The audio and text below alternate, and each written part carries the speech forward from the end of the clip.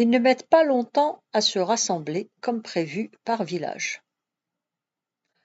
Sous le mât des couleurs au sommet duquel flotte le drapeau sont alignés sur de grandes tables 50 fusils étiquetés au nom de leurs propriétaires et leurs cartouchières de cuir fauve. Le colonel saisit une arme et sa cartouchière que lui tend Chatoise, appelle un nom. L'homme sort des rangs et s'empare de son fusil, sans maudire dignement. Certains l'embrassent spontanément avant de le mettre à la bretelle. C'est le modeste adoubement des chevaliers du Djebel. J'entends près de moi Vaillant dire à Migueli: « Ça va être un renfort non négligeable, d'autant plus qu'étroitement mêlés à la population, ils obtiendront facilement des renseignements. » Ils font du bon boulot au CFAD. Qu'en pensez-vous, mon commandant? Je forgerai mon opinion avec la prochaine promotion, puisqu'elle a lieu sur mon territoire. La remise des armes dure 1 heure, ou plutôt une demi-heure même. Notre troupe de fellahs en armes, la cartouchière serrée autour de la taille par le ceinturon de cuir, a une allure martiale. La brise chatouille nos narines avec des effluves fétissantes, des moutons cuits à point. Dans un coin, Scipion, entouré de journalistes, est longuement interviewé. Il ne cesse de tout photographier. J'apprends avec étonnement qu'il y a là les correspondants de presse des grands quotidiens d'Algérie, mais aussi de métropole. Tant mieux si notre travail parvient à la connaissance du plus grand nombre. Sur un signe de Scipion, les bouteilles de rosé sont débouchées. Des bouteilles de limonade sont à la disposition des musulmans. Enfin, emportés par 2 hommes, les moutons fumants, dorés à point, croustillants, sont déposés à même la table. Les hôtes se régalent en se servant de leurs doigts, comme le veut la coutume. La razzia est terminée. Des moutons, il n'en reste plus que les os, dont les chiens du village se régaleront. Les autorités vont nous quitter. Salut, poignée de main. Le général dit à Scipion suffisamment haut pour que tout le monde l'entende: « Vous faites du bon travail avec votre équipe. Je le ferai savoir en haut lieu, et j'espère être présent pour le baptême de la prochaine promotion. » Le colonel Leclerc semble ravi d'entendre ces propos. Les jeeps se remplissent et s'éloignent, tandis qu'une patrouille de T6 passe à basse altitude. À Tizi Ouzou, on ne badine pas avec la sécurité. Le plus émouvant reste à faire, nous séparer de ces hommes qui, au fil du stage, sont devenus presque nos amis. Que Dieu les ait en sa sainte garde. Ils ont été les premiers à oser. La balle à présent est dans leur camp. Il faut abréger les adieux. Timzerit est loin et l'heure passe. Il faut qu'ils arrivent à destination bien avant la tombée de la nuit. Embarquez. Salut les amis, et peut-être à bientôt. Prenez garde à vous. Ils montent en silence dans les camions, eux qui d'habitude sont plutôt volubiles. Les moteurs grondent, de part et d'autre, les bras se lèvent et le convoi s'ébranle. Quelques minutes plus tard, seule une colonne de poussière tire une révérence sur la première promotion. Vive la deuxième promotion! Scipion nous a accordé une permission de 48 heures pour recharger les batteries. Autant que Jocelyne, je suis ravie de retrouver, même pour peu de temps, la vie de famille. Ce qui nous manque le plus, c'est une voiture personnelle qui nous permettrait d'aller à Alger et au bord de la mer. Les voyages en taxi de louange ou en autorail sont toute une aventure, et je ne veux courir aucun risque. Alors, il ne nous reste que le plaisir, très limité, d'aller faire les courses dans la rue qui est grande de Borj-Mnayel, où ma femme a déjà ses habitudes. Chez Monsieur Blatt, l'épicier en trouve l'essentiel. Ce charmant vieil homme au crâne dégarni a toujours un bonbon ou une sucette pour Martine. Déjà charmeuse, elle ne le quitte pas de ses grands yeux bleus, tant qu'il n'a pas sacrifié au cérémonial habituel. Marius Béner, le quincaillier, offre à ses clients les 1000 choses dont on a besoin dans le domaine du bricolage. J'allais oublier Eddy, le marchand de légumes, qui a su fidéliser notre clientèle par son éternel sourire. Vers 10 heures, en civil, les paniers à la main, et Martine dans sa poussette, nous partons tous les trois pour la ville. Notre chemin passe par le groupe scolaire, l'école des filles et l'école des garçons. La récréation bat son plein et j'aperçois à travers les grilles surveillées par les maîtres de service une foule exubérante d'enfants qui jouent, courent, crient, comme dans toutes les écoles du monde. Petits Européens et Algériens se côtoient. L'amalgame est naturel.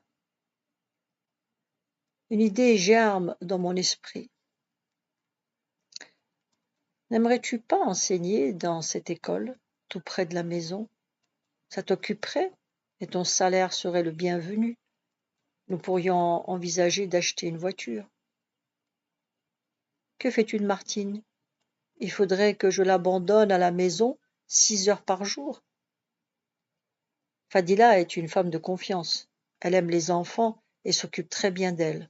Réfléchis, c'est peut-être une opportunité intéressante, d'autant plus que l'Éducation nationale recrute dans le cadre du plan de scolarisation. On en reparlera.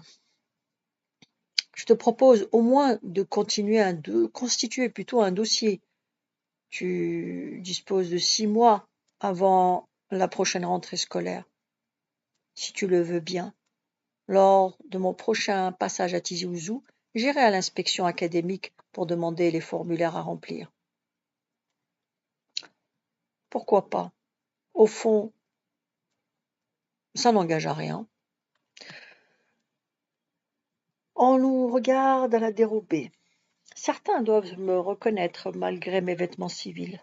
Je sens la présence rassurante de mon pistolet, une balle dans le canon, dans mon holter, sous ma veste. Eh oui, c'est la guerre. Les attentats individuels sont la spécialité des terroristes. Même pour acheter 1 kilo de pommes de terre, je suis sur mes gardes en permanence. Il ne fait pas très beau, le ciel est menaçant. Aussi, nous dépêchons-nous de faire nos emplettes et de rentrer à la plaine avant que la nuit tombe. Ces 2 jours passent vite. Dîner en amoureux, projet d'avenir, la bébête qui monte, qui fait gli-gli le long du corps potelé de ma fille qui rit aux éclats dans son bain. Petit plaisir simple et si rare en cette période perturbée. Il faut que j'en fasse provision pour les jours de spleen dans le Djebel. Coup de klaxon sur le parking. Bernard m'attend. Dernier baiser et en route pour le CFAD. Il est presque 17 heures et j'appuie sur l'accélérateur pour rentrer au plus vite. Les chacals, les vrais, sont toujours là, plus nombreux que jamais, sur l'aire de la décharge publique. Ils disputent aux corbeaux d'innommables déchets. Un quart d'heure plus tard, où la demeure se précise. Des colonnes de fumée blanche s'échappent des toits rudimentaires. Les femmes préparent le repas du soir, une chorba ou un couscous sans viande. Larissa la remplacera. Je salue au passage les anciens, fidèles à leur poste, plongés dans leur sempiternelle discussion. Derrière nous, la sentinelle ferme l'entrée du poste avec le cheval de frise. C'est le couvre-feu. Je rejoins l'encadrement, qui devrait se trouver avec 6 pions à la popote. Je pousse la porte et j'ai l'impression de tomber dans une ambiance d'enterrement. Un accident se serait-il produit? Eux qui d'ordinaire sont si discertes, le verre d'apéritif à la main, sont muets, tassés sur eux-mêmes. Que diable s'est-il passé? Je m'inquiète. Qu'avez-vous, les amis? Vous faites une drôle de tête. Scipion livide se lève et me demande de le suivre au PC. Interloqué, je lui emboîte le pas. Dès que nous sommes seuls, il commence. Fortu, un gros pépin vient de frapper le régiment. Je me tais, m'attendant au pire. Vu le ton de mon interlocuteur, il continue. Hier matin, le colonel Leclerc a été relevé de ses fonctions et muté en métropole, sans autre forme de procès. Son temps de commandement était loin d'être terminé. C'est une sanction, et une sanction sans appel. Mais pourquoi? Je ne comprends pas. C'est un homme et un chef de corps exemplaire. Je vais vous expliquer. Pendant la semaine des barricades, alors que vous étiez en permission à Montpellier, un groupe d'officiers dont je faisais partie, le colonel Leclerc en tête, est allé voir sur place de quoi il retournait, pure curiosité. Nous nous sommes approchés des paras qui entouraient les insurgés pour nous informer de la situation sans plus. Par contre, les barbouzes, mêlés à la foule, ont identifié facilement notre régiment, reconnaissable aux insignes de nos uniformes. Depuis, ils ont certainement pris des photos. À présent, les services spéciaux font le ménage, estimant que notre présence auprès des barricades était une marque de sympathie envers les insurgés. De Gaulle est impitoyable sur ce sujet. D'autres têtes tombent après celle de Massu. À présent, ce sont les colonels. Puis, ils descendront dans la hiérarchie. Avez-vous pu voir le colonel? Hier après-midi, au hasard d'un passage au PC, je l'ai trouvé dans son bureau, effondré moralement, entouré de ses fidèles. On ne l'a pas laissé se justifier. Justice nulle et expéditive. De Gaulle donne dans l'exagération, car se priver des services d'hommes tels que le colonel Leclerc est une aberration. D'autant plus qu'il est irréprochable. Il est parti pour la métropole ce matin et sera remplacé dès demain. Sa famille le rejoindra la semaine prochaine. Je suis d'accord sur toute la ligne avec vous, mon lieutenant, et profondément déçu par l'injustice de cette mesure. Je me demande ce que manigance le chef de l'État. Pas d'hypothèse facile, Fortu. La polémique n'est pas l'apanage des militaires. Nous devons obéir aux ordres. Qui donc remplace le patron? C'est le colonel Fourret, qui commandait le secteur d'Alger. Je ne le connais pas. Il réunit la plupart de ses officiers demain, à midi, au PC du régiment. Sur ce, allons dîner, essayons de relever un peu le moral de nos cadres qui en ont pris un sacré coup. Ce ne fut pas chose facile, car Leclerc était un homme aimé de tous. Humain, courageux, toujours sur le terrain, le premier dans les coups durs, un chef dans toute l'acceptation du mot. 18 mars, 10 heures. Une trentaine d'officiers sont réunis dans la plus grande salle de la ferme Cortès. Scipion a insisté pour que je l'accompagne.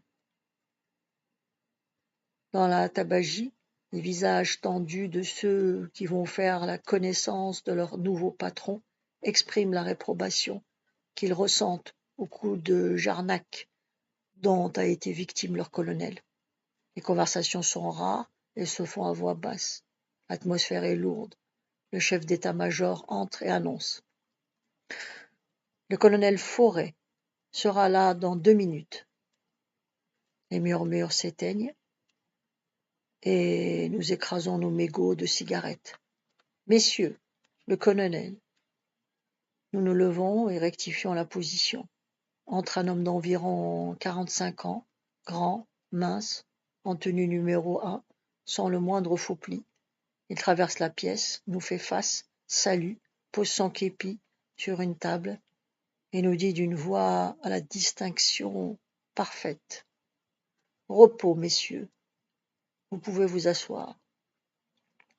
Tête nue, le visage légèrement incliné vers la droite, le geste ample sous ses cheveux noirs, C'est une photocopie de Louis Jouvet, le docteur Knock en uniforme. Nous avons tous remarqué par la suite qu'il avait tendance à imiter le grand comédien. Il poursuit. Messieurs, vous savez tous que si la mission continue, les chefs, eux, se succèdent. Je comprends parfaitement les sentiments qui vous animent. Mais comme vous pouvez facilement l'imaginer, je ne suis absolument pour rien dans la mutation de votre colonel, dont la réputation avait franchi les frontières de la Kabylie. Ma nomination au commandement du 9e RIMA est une décision du ministère des Armées. Je prends donc avec fierté la tête de votre régiment à partir d'aujourd'hui. Je vous contacterai individuellement dans les jours qui viennent. Je vous rends donc votre liberté, mais je voudrais recevoir immédiatement dans mon bureau les chefs de bataillon et l'officier directeur du centre de formation des autodéfenses, dont j'ai appris l'existence et l'expérience pilote durant mon commandement du secteur d'Alger. Vous pouvez disposer. La suite demain. Vous pouvez vous abonner.